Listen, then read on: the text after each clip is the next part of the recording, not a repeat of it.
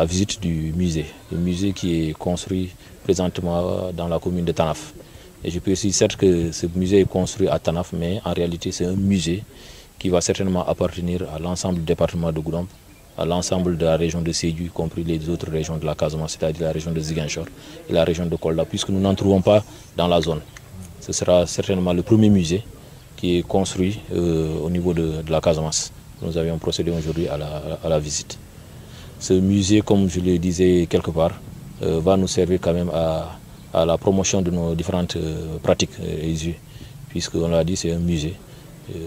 Ça va nous permettre de conserver beaucoup de matériel, matériel, oui, effectivement, que nos grands-pères, nos aïeux utilisaient dans le cadre des pratiques culturelles.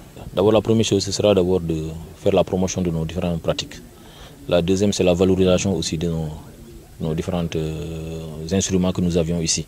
Puisqu'à un moment donné, je pense que si mes souvenirs sont bons, il y a le ministère de la Culture et du Patrimoine historique qui a fait un tour par le canal du secrétariat exécutif de la Biennale des Arts pour au moins aller s'approprier certains instruments que nos grands-pères utilisaient. Donc si ce matériel-là aujourd'hui est restitué au niveau de ce musée que nous avions, puisque nous allons mener des démarches dans ce sens pour que ce matériel qui est mis à la disposition de ce secrétariat exécutif soit restitué au musée, nous pouvons au moins utiliser et faire la promotion de nos différents territoires et de nos différentes pratiques ici, avec ce musée-là. Avant même de procéder à la gestion, je voudrais au préalable aussi remercier notre partenaire. Je pense que je l'ai oublié à l'entame de mon propos, Raoul, de l'ONG humanitaire Balois Salo, qui a bien voulu nous gratifier de ce magnifique bijou, puisqu'il n'était pas tenu de le faire. Il a quitté l'Italie jusqu'ici pour venir nous le faire. Remercier aussi de passage le maire sortant, M. Ibrahima Gomis, qui a accueilli ce projet. Je pense que ça aussi c'est à son honneur.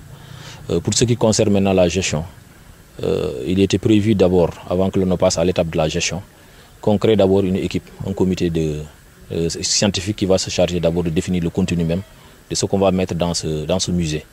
Et nous allons bientôt s'y prendre en relation avec le sous-préfet de l'arrondissement de Simbandi Brasso, qui est établi à Tanafé.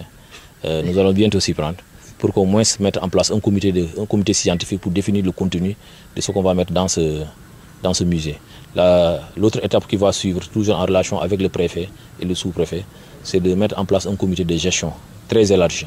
Ce sera un comité de gestion démocratique où les gens vont se brouiller. Ce sera le bénévolat d'abord. Ensuite, s'il n'y a pas de bénévolat, je pense que les autorités sont assez outillées et compétentes pour savoir qui mettre à la place qu'il faut. Et on va bien l'entretenir, ça c'est une promesse ferme.